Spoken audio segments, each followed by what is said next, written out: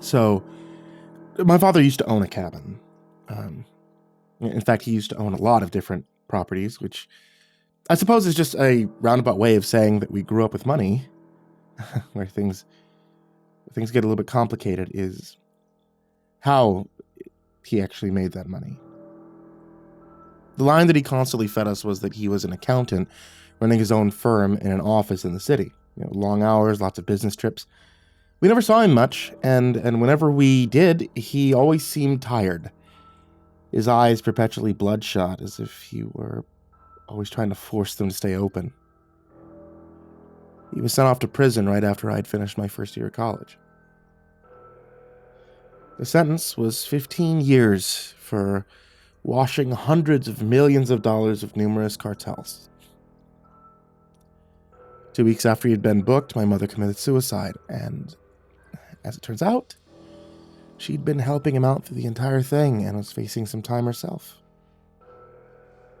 I guess she didn't want to deal with all that. She just took the drastic way out.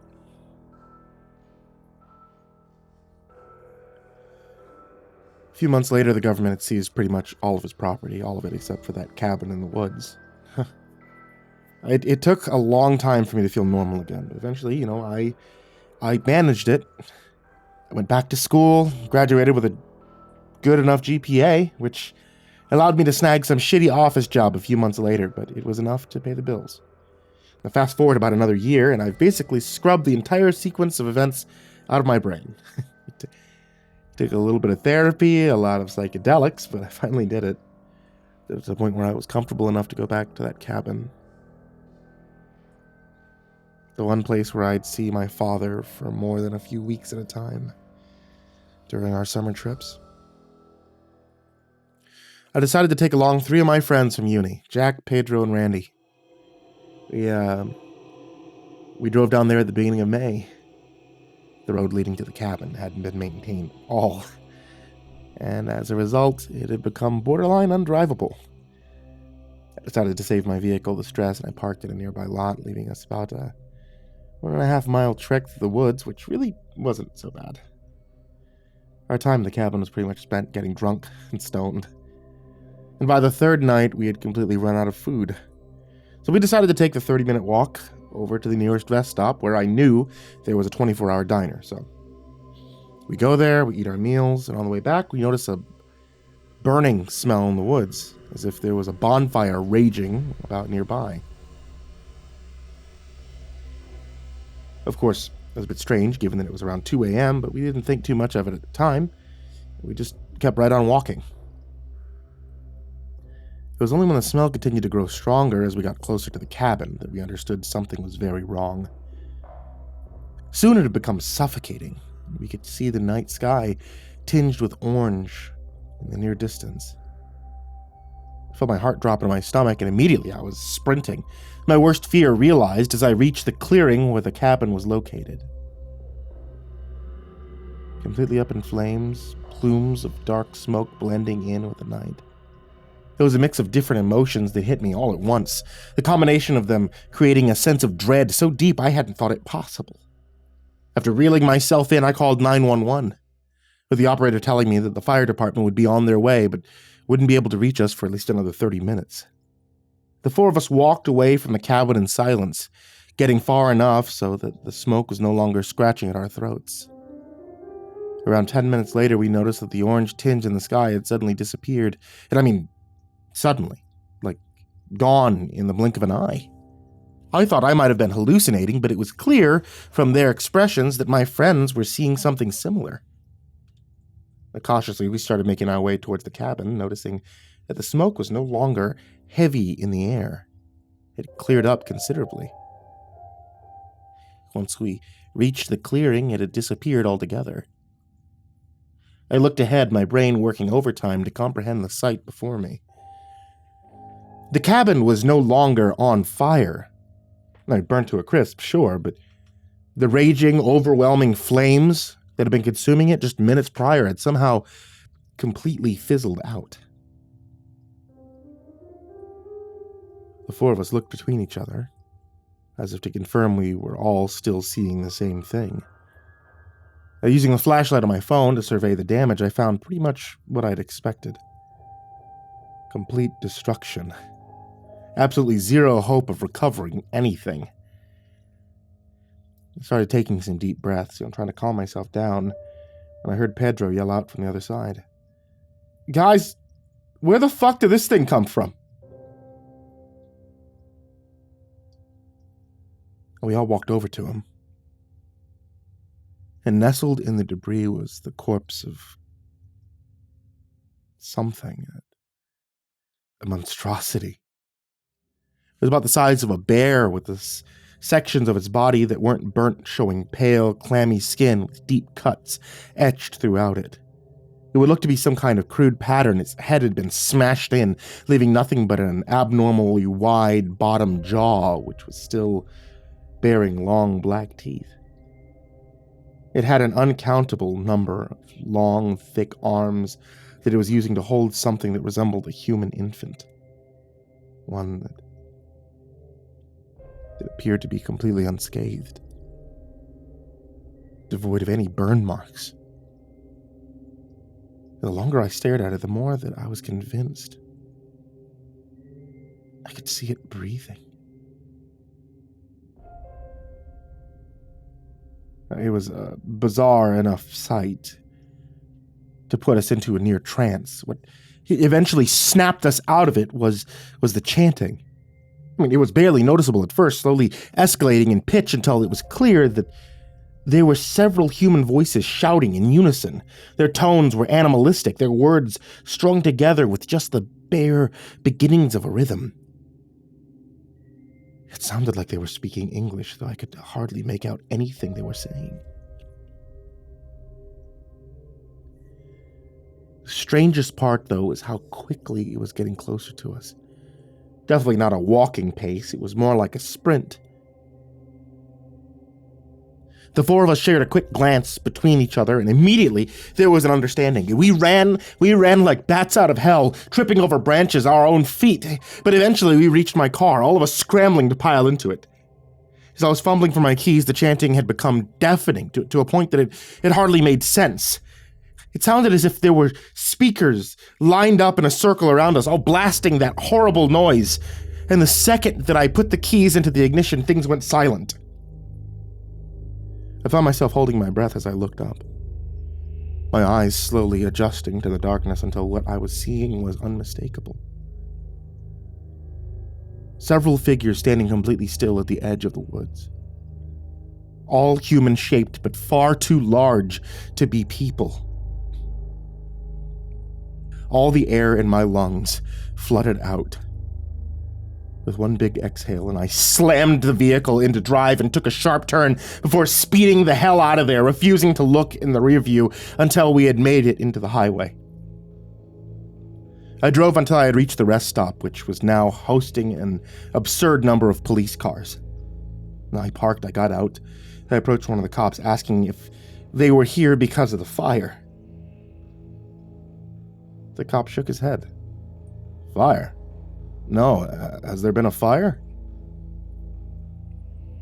I explained the situation to him with the cabin, deciding to leave out the creature and the chanting for the time being. The cop nodded slowly, his expression remaining largely the same throughout. All right, he said. We'll look into it, give you an update in the morning. For tonight, you just get a hotel or something. We exchanged numbers, and I thanked him. As I began to walk away, he called out to me. Hey, can I ask you something? I turned around. Yeah, I said, sure. Do you happen to be... My dad's name's son. For a while, I just stared at him, and eventually I nodded. Yeah, he said, I thought I recognized you. I don't understand, I told him. I've never seen you before. The cop took a deep breath before taking a quick look around. Come here, he said. Come close. Tentatively, I did so. I can't tell you everything. I don't even know everything, but I think you should have the right to know the truth about your father. All the stuff that's happened here tonight, all this shit you've seen, has something to do with him. He took another look around before continuing. Cartels, right? Is that the story they told you? It's not so creative, but I guess it doesn't have to be creative to be believable, because the shit that he was actually mixed up in, you wouldn't believe unless you'd seen it for yourself. The hell are you talking about? I asked. Look, I have your number. I'll be in touch tomorrow morning. This is something I'm curious about as well, so maybe you can give me some answers, point me in the right directions, but not here. So get out of here before people start noticing you. Stay safe. I didn't feel like staying in a hotel that night, so I drove back into the city, dropped everybody off before arriving back at my own apartment. And of course, I couldn't sleep that night. My eyes wired open into the morning as I waited for the officer to call. He still hadn't by the time noon rolled around, and so I tried calling him instead. No answer. Eventually, I did receive a call from the police telling me that my father's cabin had burned down and that it was due to a forest fire. I told him that wasn't possible. There'd been no forest fire, that I suspected foul play, and I wanted that to be investigated. It's already been investigated, are the exact words the officers told me. Don't worry about it, just get in touch with insurance. Go over your options. And before I could say anything else, he hung up on me. It was a mixture of anger and curiosity that compelled me to drive back down there. I don't know what I expected, but it certainly wasn't for the road leading towards the rest stop to be blocked altogether.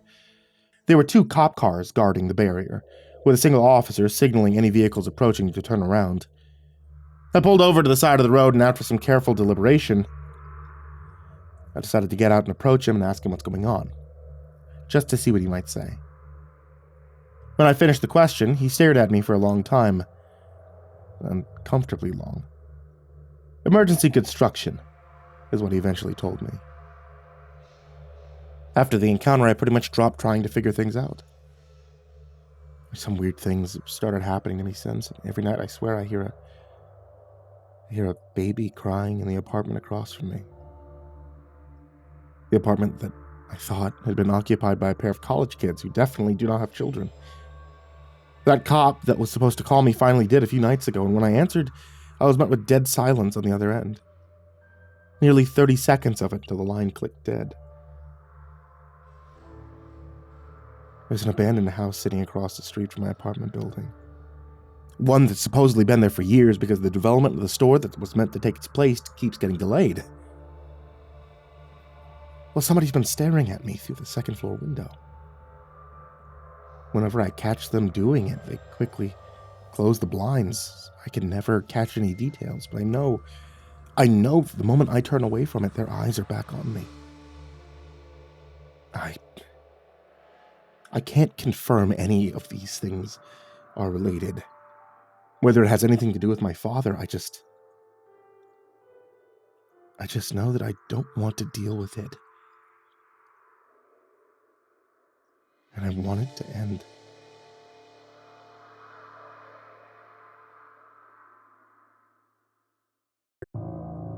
Hey kids, it's tea time. And you know what that means. It's time for Ivory Monocle Tea. Ivory Monocle Tea is up and running again, and it's currently selling tea.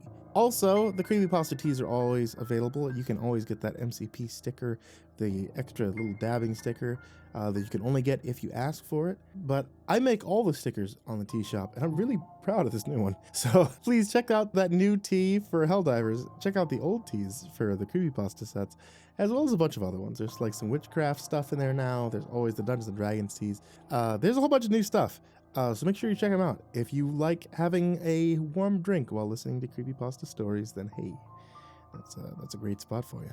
And finally, as always, I want to thank everybody who is on my Patreon list.